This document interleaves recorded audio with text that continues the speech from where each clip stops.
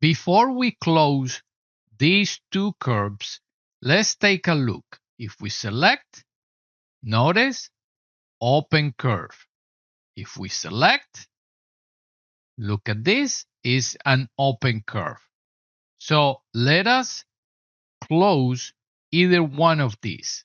Let us start with this one, press enter, and this is a closed curve. How about this one? Press enter, select, this is a closed curve. But I bet you didn't see these. Let me show you wireframe. They were not on the floor. They were not flat. Look at this one. And this command is able to close those open curves.